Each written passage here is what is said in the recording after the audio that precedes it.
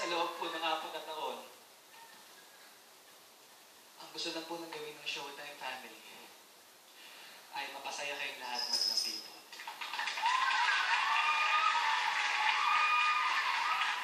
Naging madali po sa amin lahat na gawin po yun sa tulong po ng aming director, si Direk Bobel, si Sir Riley, ang aming creative, ang aming staff, ang aming crew, and of course, ang aking mga pamilya, kapatid, kaibigan dito sa show.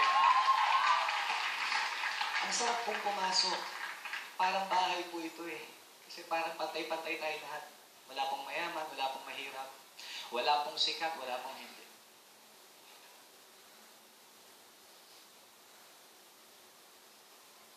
Pero ngayon po, at sa mga susunod pang araw, hindi ko po nararamdaman yun.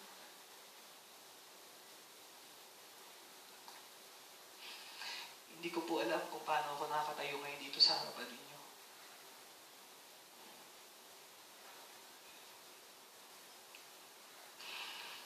Natatakot po ako eh.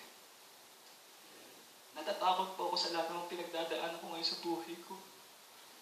Hindi ko alam kung maging ako pa rin yung dating makulit, yung dating masayahin.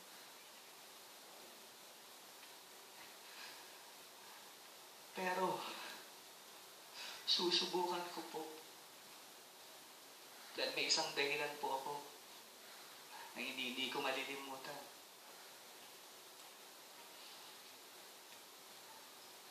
Isang buwan mahigit po na hindi tayo nagkita-kita at hindi po tayo nagsama-sama dito sa Showtime. Na-miss ko po kayo lahat, biglang people.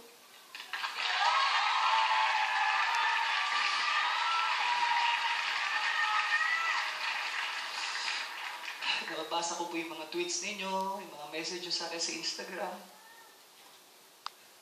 Gusto ko pong magpasalamat sa inyo ng personal.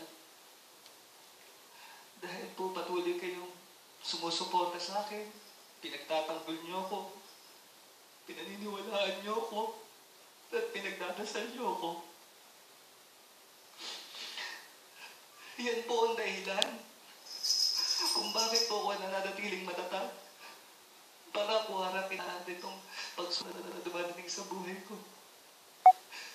Yan din po ang dahilan kung bakit po ako nakatayo ngayon dito sa harapan ninyo. At yan din po ang dahilan. Kaya gusto ko na magtrabaho dahil yung po ako eh. Gusto kong lang po magpasaya ng tao.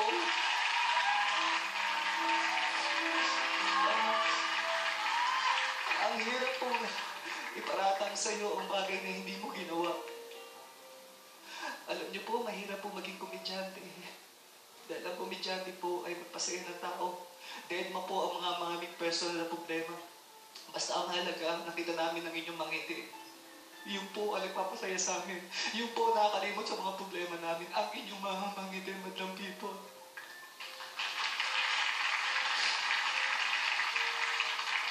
Kaya salamat ng marami po sa inyo. Sa pagmamahal ay binigay niyo po sa akin. Naramdam ko po yun. Wala na lumabas po ako ng ospital.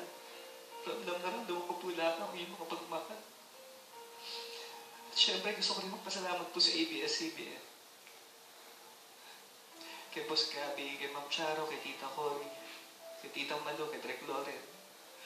Kasi kung mula po ng simula, pinaramdam po nila sa akin kung gaano kalalim ang ibig sabihin ng kapamilya.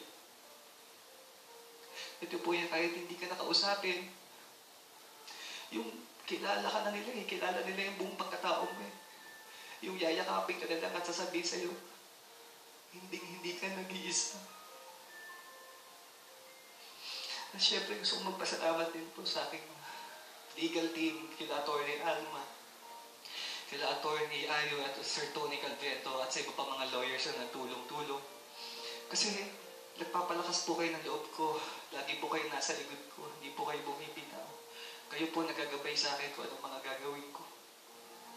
At sa mga pagdadaanan pa natin. Salamat po sa inyo. At siyempre sa mga taga-NBI, kina Sir Romel Ramirez at Atty. Fem na kasi bawat binabalikan namin yung nangyari sa akin, At sinasabi ko lang, natatakot ako. Pero salamat po sa inyong pagtsatsaga.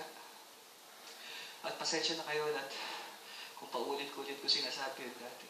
Pero sana po habaan niyo po yung pasensya niyo sa akin. At nagpapasalamat ako sa aking manager, kay Derek Chito, na hindi lang tumayo bilang isang manager ko. Tumayo siya bilang talagang pangalawang ama ko. Boss, thank you. Thank you so much.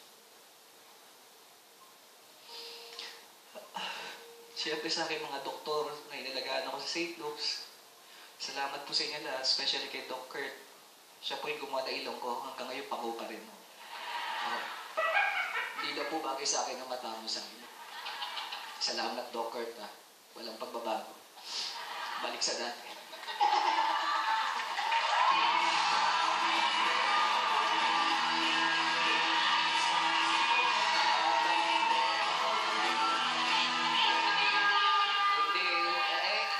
Gusto ko rin magpasalamat po sa aking mga kaibigan na nandito ngayon. Sinapresa ako. Ayan po, at kayo ang aking mga host. Chris po, Oy. gusto ko lang sabihin sa'yo, Oh. mas bagay sa'yo yung ganyan. Yan ang minahal ng madlang people. Oo. Kaya hindi ko mapalitan. At gusto ko rin magpasalamat sa mga kaibigan ko na hindi mga artista na talaga namang sumuport at dumalaw sa akin.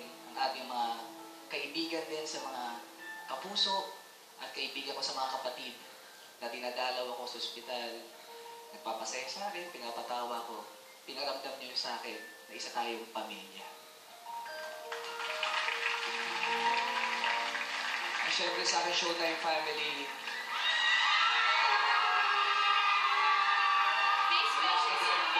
at sa lahat ng mga crew, staff, dancers dito,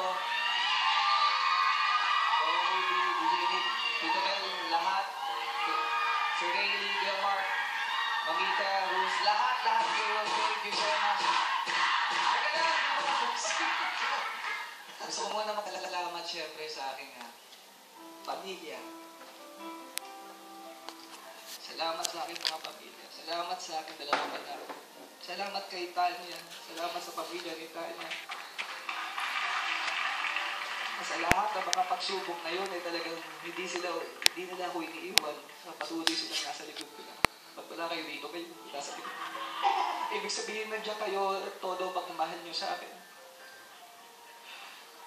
And of course, salamat sa ating Panginoon.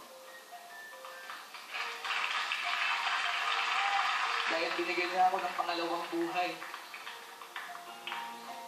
At pagkakataon na makabawi ako sa mga taong na-disappoint. Lord, thank you. I love you. And of course, madlang people, again, hindi ko alam kung paano magpapasalamat sa inyo. Basta I love you all. Marami pong salamat sa inyong lahat.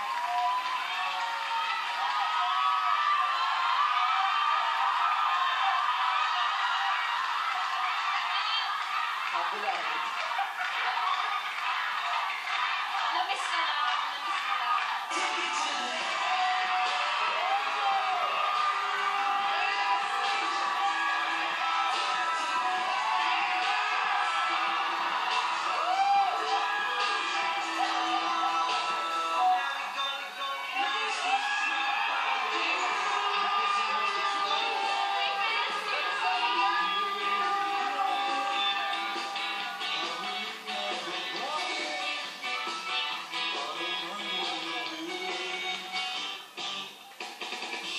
Once again, mga people, Kuis Pong Navarro! Isa lang ang masasabi namin dyan, boys. Unang-unang sa lahat, we are so happy. We are so blessed. Kasi parang parang butas ang Showtime pag wala ka. Pilay na pilay kami pag wala ka. Pero ginagawa lang namin ang kailangan namin gawing araw-araw na magpasaya sa ating madlang people. Pero kami, we cannot ask for more and we are so happy to have our brother back. We love you, Kuis Pong.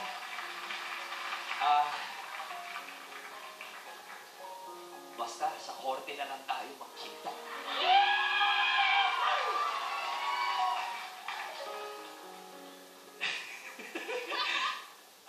nakakalito eh. Tatawa, iiyak, sasayaw, iiyak ulit.